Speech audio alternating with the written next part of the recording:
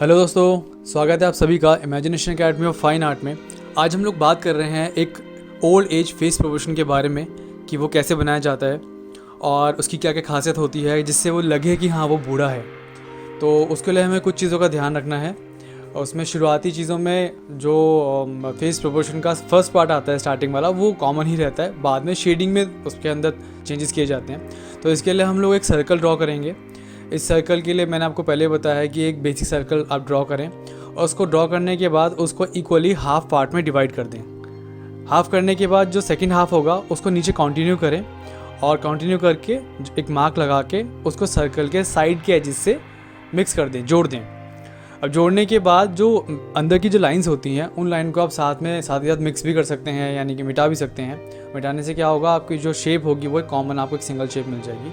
तो आपकी जो कन्फ्यूज़न है वो ज़्यादा नहीं रहेगी। अब उसके बाद इसको इक्वल सेंटर से आप इक्वल हाफ करें और उसके इक्वली 4 पार्ट कर लें। इक्वली उसके 4 पार्ट करेंगे तो जो फर्स्ट पार्ट होगा वहाँ पे हेयर वाला पार्ट आ जाएगा, सेकंड पे आइज़ आएंगी, थर्ड पे नोज़ आएगी, फोर्थ पे चिन आएगा और नोज़ और चिन के बीच में लिप्स आ जाएंगे। ठीक है, तो इस तरीके से हम लोग उसको 4 पार्ट में डिवाइड करते हैं। अब हमें क्या करना है कि इस फेस के जो हमने वर्टिकली इक्वल हाफ किया था, उस इक्वल हाफ करने के बाद उसके अंदर भी 4 इक्वल पार्ट करने हैं उसके। और 4 इक्वल पार्ट करके उसके जो बीच के 2 पार्ट होंगे वहाँ पे आई ड्रॉ कर देंगे हम लोग। तो जैसा कि आपको पता है कि 2 आई के बीच में एक आई का गैप होता है, तो इसका आप ध्यान रखें। फिर अगर आप जब आई बॉल बनाते हैं तो आई बॉल बनाते टाइम उसको उसका जो सर्कल है वो प्रॉपर राउंड बनाएं, उसका ध्यान रखें। तो इसलिए आपकी जो ड्राइंग की सेंस है वो अच्छी होनी चाहिए। अब इसको आपको ध्यान रखना है कि जब बूढ़ा फेस बना रहे हो तो उसके अंदर आप ज़्यादा मॉडिफिकेशन नहीं करते हैं, उसमें आप थोड़ा उसको इनोसेंट दिखाते हैं और बहुत ज़्यादा स्टाइलाइज नहीं करेंगे। तो हम लोग जो अब पलकें बना रहे हैं, आईब्रोज बना रहे हैं, वो भी थोड़ा साथ में थोड़ा सा सिंपल ही रखेंगे, बहुत ज़्यादा उसको स्टाइलाइज नहीं रखेंगे। तो जैसे मैंने राइट वाली आई बनाई थी वैसे ही अब मैं लेफ़्ट वाली आई बना रहा हूँ। तो आप इसका मेजरमेंट ले लीजिए। जैसे राइट वाले पार्ट में आपने इक्वली 4 पार्ट में डिवाइड किया था, वैसे ही लेफ़्ट वाले पार्ट को भी इक्वल 4 पार्ट में डिवाइड कर लो और बीच के 2 पार्ट होंगे उनको आप उस पर ड्रॉ कर लो। ठीक है, तो इस तरीके से हमारी जो दोनों आई हैं वो ड्रॉ हो जाएंगी। इसके ऊपर भी आईब्रो ड्रॉ कर लेते हैं। थोड़ा इक्वालिटी का हमें ध्यान रखना होगा कि इक्वल जो लाइन है आईब्रो की या आई की वो इक्वल रहें। ऐसे ही जब नोज़ है, जब नोज़ डिज़ाइन होती है तो जैसे कि मैंने बताया था कि थर्ड पार्ट पे नोज़ आएगी, तो वो तो हमें पता है, लेकिन उसकी विड्थ कहाँ से होती है। तो जो दोनों आई के अंदर वाले हिस्से होते हैं, इनसाइड वाले पार्ट होते हैं, उस लाइन पे अगर आप सीधे स्ट्रेट लाइन लेकर आओगे तो जो जहाँ पे ये दोनों एजेस बनाएंगे उन एजेस के बीच में आपकी नोज़ बन जाएगी। और क्योंकि आपको हॉरिजॉन्टली पता था कहाँ पे नोज़ आ रही है, मैंने इस लाइन को हल्का सा ऊपर कर दिया है थोड़ा नोज़ को ब्रॉड दिखाने के लिए। और बिल्कुल सेंटर में आप क्या करो, एक सर्कल ड्रॉ कर लो। उस सर्कल से आप नीचे एक राउंड शेप ले सकते हो और उसको राइट साइड में जैसे कि हमने लाइंस ड्रॉ कर दी थी वहाँ पे इनके एक और एजेस ड्रॉ कर दो। तो इस तरीके से आपका नोज़ वाला पार्ट भी बन जाएगा। अब नोज़ बनाने के बाद नीचे लिप्स की बारी आती है। तो हमने जैसे कि बताया था कि नोज़ और चिन के बीच में लिप्स बनते हैं, तो लगभग 3.5 पे लिप्स कंप्लीट हो जाते हैं और उसका भी हाफ करोगे तो वहाँ से लिप्स स्टार्ट होते हैं। अब लिप्स के साइड के एज दिखाने हैं तो यही आप कर सकते हो। जैसे आई बॉल होती है, आई बॉल पे जो लाइन है उस लाइन को नीचे ड्रॉ करोगे, स्ट्रेट लाइन नीचे लेकर आओगे तो दोनों साइड जहाँ पे लाइन आएगी उन दोनों लाइनों के बीच में लिप्स बन जाएंगे। तो इस तरीके से जो लिप्स हैं ये भी बनाए जा सकते हैं। और ये जो फेस प्रोपोर्शन है मैंने अभी तक का जो आपको बताया है, ये नॉर्मली ये एक यंग इंसान के लिए भी यही यूज़ होता है। इसमें हमने थोड़ा सा एक चेंज किया है कि जो नोज़ है वो उसको थोड़ा ब्रॉड दिखाया है और लिप्स हमने नॉर्मली वैसे बनाए हैं। आइज़ को हमने बहुत ज़्यादा मॉडिफाई नहीं किया है। अब हमने साइड की लाइन बना रहे हैं ये दिखाने के लिए कि थोड़ा सा ये इसकी जो स्किन है ये थोड़ी सी लटक गई है, थोड़ी सी, बहुत ज़्यादा फ्रेश स्किन नहीं है। अब ऊपर इसके हल्का सा फोरहेड वाला पार्ट को छोड़ के हेयर वाले पार्ट के हम हल्की हम ड्राइंग कर रहे हैं और ऊपर से इसको हल्का सा एक स्कार्फ बना देते हैं। अब इसके साथ में हमें ईयर भी बनाने हैं। तो ईयर जो होते हैं वो आई से नोज़ के बीच में होते हैं और जो इनकी स्किन भी होती है वो भी बहुत ज़्यादा सॉफ्ट नहीं होती है, और वो उसके अंदर हल्का सा एक, इसे कहते हैं कि एक ढीलापन सा आता है। तो वो एक इनके अंदर हमें मेंटेन करना चाहिए। ठीक है, मैं साथ साथ नोज़ भी बना देता हूँ। अब इसकी नेक बनानी है, तो नेक बनाने के लिए आई के बिल्कुल साइड के एजेस देखेंगे, वहाँ से आप सीधे से लाइन ड्रॉ कर सकते हैं। अब हम लोग इसकी शेडिंग स्टार्ट कर रहे हैं। तो शेडिंग के लिए आई के अंदर हाईलाइट का ध्यान रखें, आई बॉल के अंदर एक डार्क टोन होती है बिल्कुल ब्लैक कलर की, उसका ध्यान रखें। ठीक है, ग्रेडियंट टोन का ध्यान रखें कि सोर्स ऑफ लाइट कहाँ से आ रही है। शेडिंग के अंदर कुछ चीज़ें ऐसी होती हैं जो आपको शुरू से भी आपको थोड़ी प्रैक्टिस करनी होगी, जैसे कि शेडिंग है, मिक्सिंग है। ये मिक्सिंग आप इंडिविजुअली बाहर रफ पेपर पे भी ड्रॉ कर सकते हैं। ज़रूरी नहीं कि आप इसको डायरेक्ट पेपर पे ही या पोर्ट्रेट पे ही अप्लाई करें, पहले रफली इसकी प्रैक्टिस करें ताकि आपका जो हाथ है वो थोड़ा सेट हो जाए और आप एक तरीके से हैबिचुअल हो जाए शेडिंग करने के लिए। और ये बहुत इंपॉर्टेंट पार्ट है क्योंकि हमारी ड्राइंग को और ज़्यादा खूबसूरत बनाती है हमारी शेडिंग, तो वो हमारी अच्छी होनी चाहिए क्वालिटी की। प्लस डेप्थ डालने के लिए आपको वाइट से लेकर ब्लैक तक की काफ़ी सारी टोन्स लगानी होंगी। ब्लैक तो लगाना ज़रूरी है और वाइट छोड़ना भी ज़रूरी है। बीच जो टोन्स हैं वो भी आपको लगाने ज़रूरी है। तो जितनी ज़्यादा टोन्स आप निकालना सीख लेंगे उतना ज़्यादा आप अपने ऑब्जेक्ट को, अपने आर्टवर्क को उतना ज़्यादा आप रियलिस्टिक दिखा सकते हैं। ठीक है, तो अभी हम लोग हल्का हल्का मिक्सिंग करना स्टार्ट कर रहे हैं। हमारा मेन मोटिव इसके अंदर आपको ये दिखाना है कि एक नॉर्मल एक ड्राइंग को एक ओल्ड में कैसे कन्वर्ट किया जाता है। तो अभी हल्की हल्की मिक्सिंग स्टार्ट कर रहे हैं और इसके अंदर आप आईब्रो के लिए हल्का हल्का काम होगा। यहाँ पे एक बूढ़े के फेस में सबसे एक की पॉइंट होता है उसके रिंकल्स। अगर आप रिंकल्स बनाना सीख जाते हैं तो आपके लिए उसको बूढ़ा दिखाना काफ़ी आसान हो जाएगा, क्योंकि ये सिंबल है कि किसी बच्चे के फेस में रिंकल नहीं होते हैं, किसी मेल या फीमेल के, यंग इंसान के फेस में रिंकल नहीं होते हैं, बूढ़े के इंसान में होते हैं। तो ये सबसे बड़ा एक की पॉइंट है जो हमें उसमें दिखाना होता है। लेकिन वो रिंकल्स बनाने से पहले आपको उसकी शेडिंग करनी आनी चाहिए, यानी कि ओवरऑल उसका एक वॉल्यूम बना लो, और वॉल्यूम बनाने के बाद फिर आप उसमें बाद में रिंकल्स बनाओ। काम करते हुए आप अपने हाथ के गंदे होने का भी ध्यान रखिए कि हाथ गंदा ना हो। तो उसके लिए आप नीचे एक पेपर भी रख सकते हैं, तो इससे आपका आर्टवर्क भी ख़राब नहीं होगा और आपका हाथ भी गंदा नहीं होगा, और काम करना आपके लिए थोड़ा और कंफर्टेबल हो जाएगा, आसान हो जाएगा। तो ऑब्वियसली रिज़ल्ट में भी फ़र्क आएगा। तो जैसे हमने राइट वाली आई बनाई थी, बिल्कुल सेम तरीके से हम लेफ़्ट वाली आई बना रहे हैं। आई बनाते हुए ये चीज़ ध्यान रखिए कि दोनों आई की इक्वलिटी हो, दोनों आई इक्वल हों, और दो आई के बीच में जनरली एक आई का गैप होता है, तो वो आप मेंटेन करें। प्लस जब भी हम ड्राइंग करते हैं या शेडिंग करते हैं तो एक वर्ड जो मैं हमेशा हर क्लास में कहता हूँ कि ऑब्जर्वेशन का ख्याल रखें। आपकी ऑब्जर्वेशन पावर जितनी अच्छी होगी उतना ही आपका आर्टवर्क खूबसूरत बनेगा और जल्दी बनेगा, क्योंकि उस टाइम आपको पता होगा कि आपको एग्जैक्टली क्या करना है।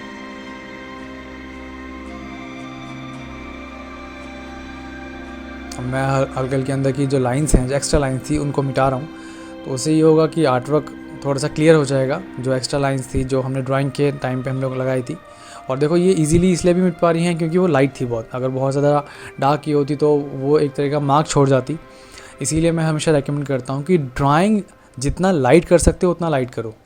मेरे लिए तो फिर भी क्लास देने के टाइम पे थोड़ा डार्क ड्राइंग करना मजबूरी हो जाती है, क्योंकि आपको दिखना भी चाहिए। अदरवाइज़ मैं जब खुद के लिए ही काम करता हूँ तो उस टाइम पे मैं ड्राइंग का बहुत ख्याल रखता हूँ कि वो लाइट रहे।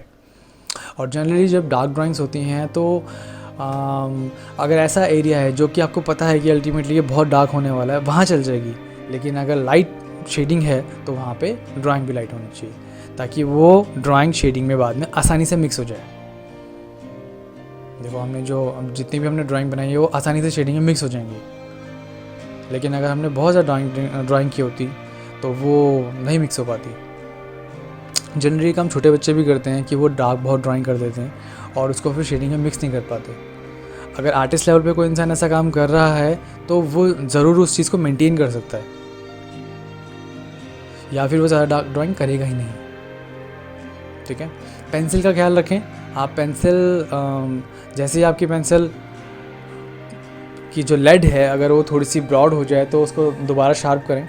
और अगर आपको लगता है कि बार बार शार्प करने से आप आपका जो काम है उसका फ्लो टूट रहा है तो आप पेंसिल कई टाइप की रख सकते हैं, यानी कि एक जैसी पेंसिल कई सारी रख सकते हैं। जैसे मैं अभी इस टाइम यूज़ कर रहा हूँ स्टेडलर की पेंसिल, तो ये स्टेडलर की पेंसिल मैंने लगभग अलग से 5-6 मैंने शार्प करके रखी हुई हैं, और मैं उनको जैसे ही एक ब्रॉड होती है तो मैं दूसरी यूज़ कर लेता हूँ। तो इससे आपके काम का जो फ्लो है वो नहीं टूटता है और आपकी शेडिंग एक रेगुलर प्रोसेस में होती रहती है।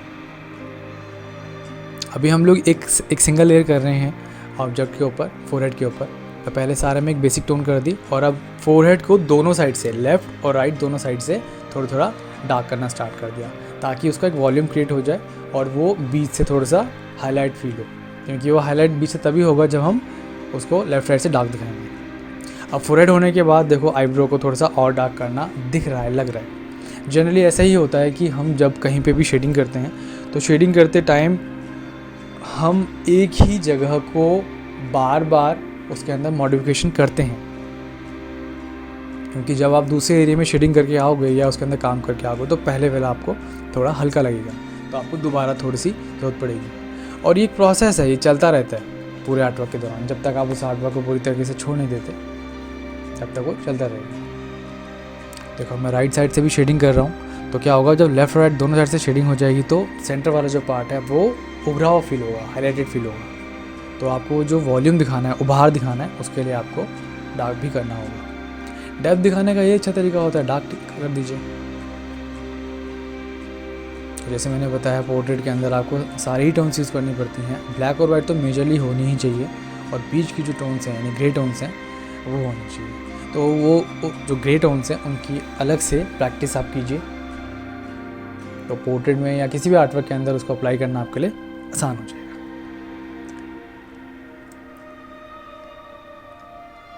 देखिए इस तरीके से अब आई के जो बाहर वाला एरिया है उसका जो वॉल्यूम है अब धीरे धीरे करके वो भी और बेटर होता जा रहा है। उसके भी हम लोग अब शेडिंग और बेटर कर रहे हैं। तो इस तरीके से हमने देखो, फर्स्ट आप देखोगे तो उसके अंदर एक थोड़ा सा वॉल्यूम आना स्टार्ट हो गया है। अब इसके बाद जो इसका चीक वाला एरिया है वहाँ पे हम लोग, आई के नीचे वाला एरिया, वहाँ डेप्थ देनी है, तो उसके लिए थोड़ा डार्क टोन आना स्टार्ट कर दो। लेफ्ट वाला एरिया हो गया, राइट है, नोज़ वाले पार्ट में है। तो इसके लिए अपना जो शेडिंग की जो क्वालिटी है, प्रैक्टिस है, क्वालिटी है, स्किल्स हैं, अब उनको आपको टाइम टू टाइम मेंटेन रखना पड़ेगा। ऐसा नहीं कि आपने एक बार प्रैक्टिस कर ली तो आपका काम अच्छा हो गया। इसकी डेली प्रैक्टिस की जाती है। जैसे आप डेली खाना खाते हैं, डेली आप एक्सरसाइज करते हैं, वैसे ही फाइन आर्ट में जीने वाले लोग डेली इसकी प्रैक्टिस करते हैं। ज़्यादा नहीं तो अगर आप एटलीस्ट 1 घंटा भी डेली इसकी प्रैक्टिस करेंगे तो भी रेगुलर बेसिस पे अगर आप काम करते हैं, डेडिकेटली काम कर रहे हैं, जिसे हम कहते हैं ना प्रोडक्टिव टाइम, अगर आप वो कर रहे हैं तो डेफिनेटली आपके काम में इम्प्रूवमेंट दिखेगी। अभी जैसे हम लोग चीक में काम कर रहे हैं, नोज़ के नीचे डार्क टोन्स करनी है, डेप्थ दिखानी है, तो जो एरिया आपको लगता है कि हाँ ये बहुत ज़्यादा डार्क है, ब्लैक है, उसको पेंसिल के शार्प एजेस से किया जाना चाहिए। अगर आप वहाँ पे छोटे एरिया के अंदर भी आप वो मोटी लाइट यूज़ करोगे तो क्या होगा, टेक्सचर आएगा और आप उतने सही तरीके से आप डार्क टोन नहीं कर पाओगे। तो आप 2 कैटेगरी रख सकते हैं कि बड़ा एरिया में करना है तो थोड़ा सा मोटी पेंसिल से काम किया जाए, और अगर छोटे एरिया में करना है तो शार्प पेंसिल से काम किया जाए। तो क्या होगा, आपको शार्प पेंसिल से एक बेनिफिट और मिलेगा कि कम प्रेशर लगा के आप डार्क टोन कर सकते हो।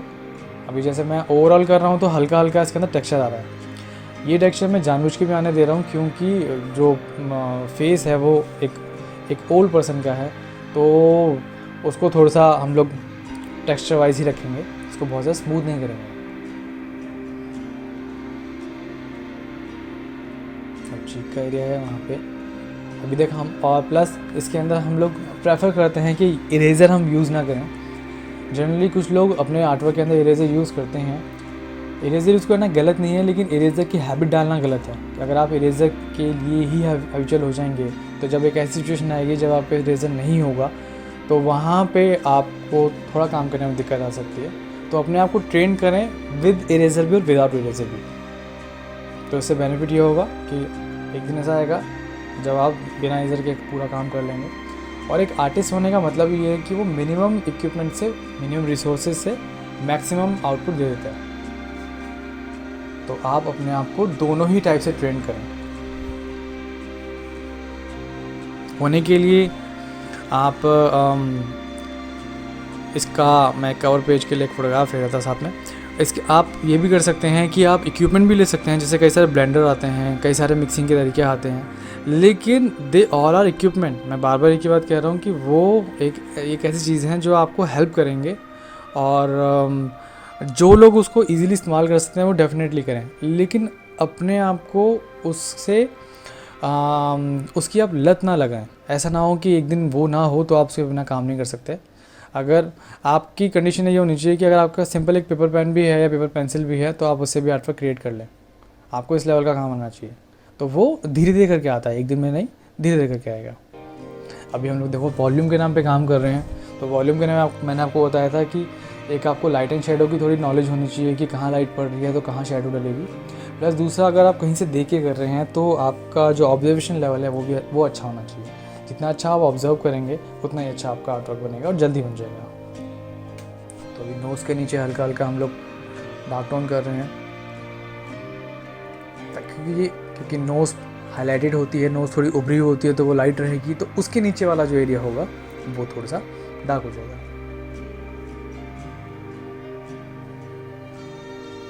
वैसे ही लिप्स हैं, लिप का जो अपर पार्ट होता है जिसे हम अपर लिप बोलते हैं, अपर लिप थोड़ा सा डार्क होता है लोअर लिप के मुकाबले, और उसके भी जो अंदर वाला हिस्सा है वो थोड़ा सा और डार्क होता है। साइड के जो एजेस हैं वो भी हल्के हल्के डार्क होंगे। ऐसे जो लोअर लिप है वो अपर के मुकाबले थोड़ा लाइट होता है, लेकिन क्योंकि इसके अंदर भी वॉल्यूम देना होता है तो साइड से इसको हल्का हल्का डार्क टोन करते हैं।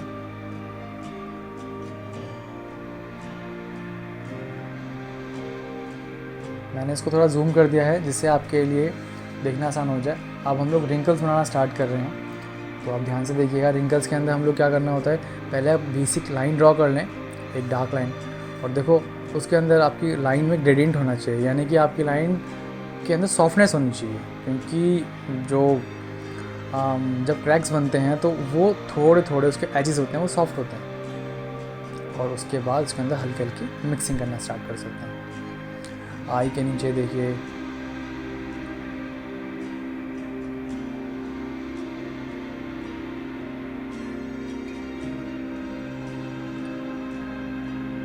देखो हल्का हल्का, क्योंकि ये आई उभरी होती है, इसका ये वाला पार्ट जहाँ पे अभी हम लोग काम कर रहे हैं ये बाहर की तरफ होता था, तो कहीं पे ये अंदर वाला हिस्सा है आई के अंदर वाला जो कि नोज से कनेक्ट हो रहा है, ये एरिया थोड़ा डार्क होता है।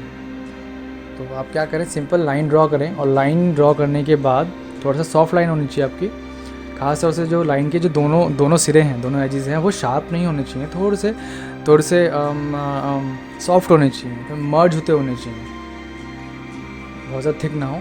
और फिर उसके आसपास आप हल्की हल्की मिक्सिंग कर दें, तो उससे क्या होगा, थोड़ा वो उभरा हुआ फील देगा। इस तरीके से आप सारे में हल्का हल्का करना चालू कर सकते हैं। और ये क्रैक्स ऐसे होते हैं, ये जो झुर्रियाँ जिसे हम बोलते हैं रिंकल्स, ये इवन नहीं होते कि आप हर जगह एक जैसे होंगे, ये अनइवन होते हैं। तो आप बस एक इसका नेचर उठा लें कि हाँ इसका नेचर कैसा है, और उसको अपने अकॉर्डिंग भी थोड़ा बहुत कर सकते हैं, थोड़ा आइडिया ले लीजिए और थोड़ा अपने अकॉर्डिंग भी आप कर सकते हैं।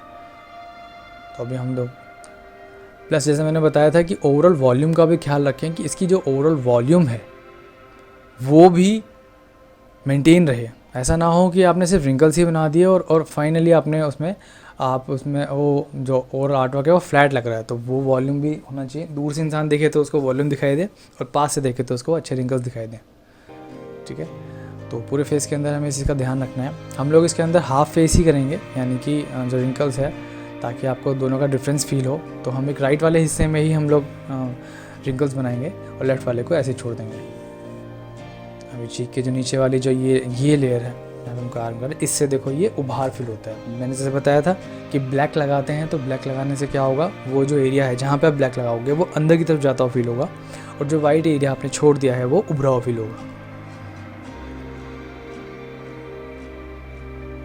एक बार ये प्रोसेस समझ में आ जाए तो फिर आपके लिए काम करना बहुत आसान हो जाएगा।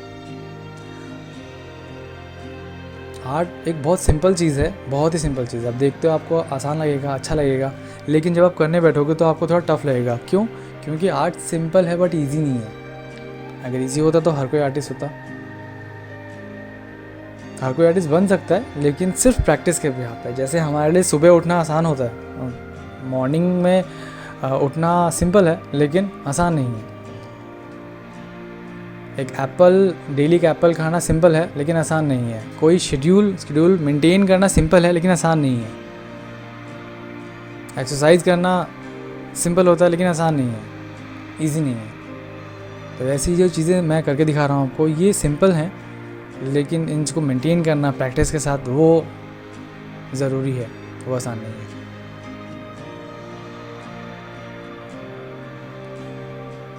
शुरुआत में जब लर्निंग टाइम होता है तो उस टाइम पे हम लोगों को भी काफ़ी प्रॉब्लम होती है चीज़ को समझने में। उस टाइम पेशेंस लेवल अच्छा होना चाहिए, लेकिन जब एक बार वो आपको आ जाता है तो फिर आप उसको जब करेंगे तो आपके एफर्ट्स बहुत कम होते हैं, बहुत कम। जैसे जनरली जब ड्राइविंग सीखते हैं, कोई इंसान साइकिल सीखता है, चलना सीखता है, चलना तो हर किसी ने सीखा होगा, तो उस टाइम पे कितनी मुश्किल होती है। लेकिन एक टाइम के बाद चलना आपके एक नेचर का पार्ट हो गया। आप चलने के नाम पे एफर्ट्स नहीं करते हैं, वो अपना ऑटोमेटिकली आप चलते हैं। यही सेम चीज़ के अंदर भी होती है कि आप शुरू में अंदर एफर्ट्स बहुत लगाते हैं, काफ़ी एफर्ट लगते हैं। एक टाइम ऐसा आता है आपके एफर्ट्स बहुत ज़्यादा लगते हैं, उल्टा आपको मज़ा आने लग जाता है और आप उस चीज़ को एंजॉय करते हैं।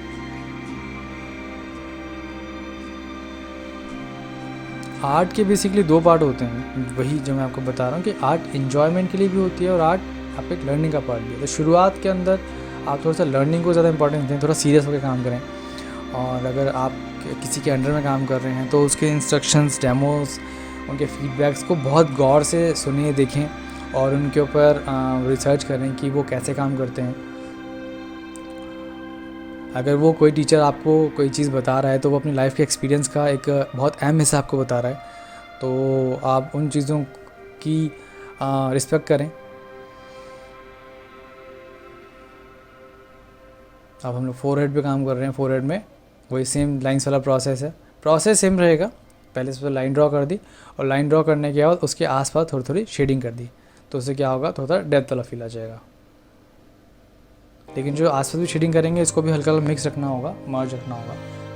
यहाँ पे आप थोड़ा सा सॉफ्टनेस का ख्याल रख सकते हैं, तो जितना अच्छा सॉफ्टनेस होगी उतना ही अच्छा वो आपका वॉल्यूम बनता जाएगा। अभी आप यहाँ पे भी देख रहे हैं तो अच्छा खासा इसमें एक वॉल्यूम बनना स्टार्ट हो गया है। आई होप आपको अच्छे से समझ में आ रहा होगा।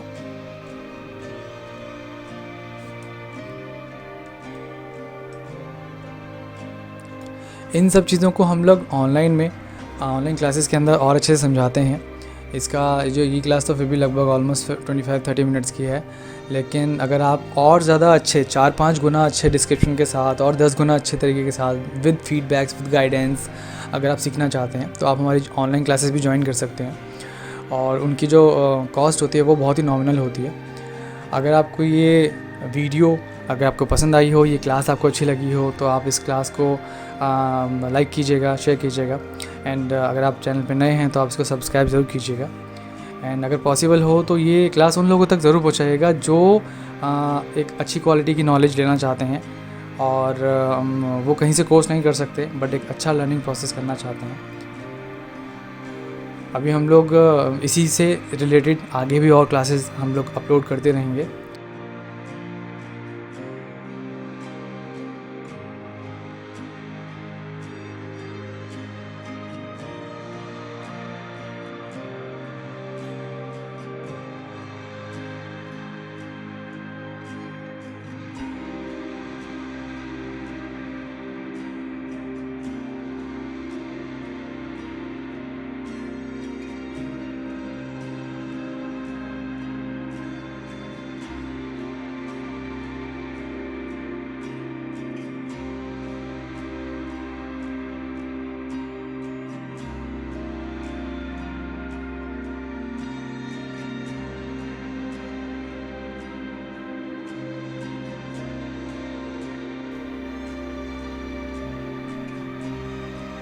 ओवरऑल हम लोग अब इसका वॉल्यूम मेंटेन कर रहे हैं।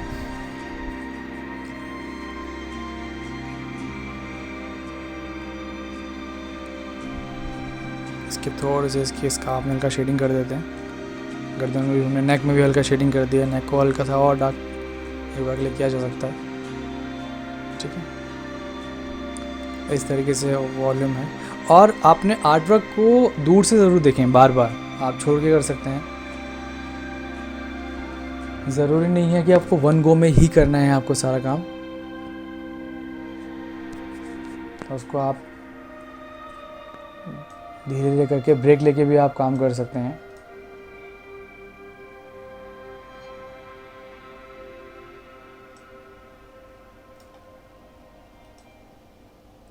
ठीक है, तो आई होप आपको क्लास पसंद आई होगी, एंड आई विश कि आप ये क्लास और लोगों तक भी पहुंचाएंगे।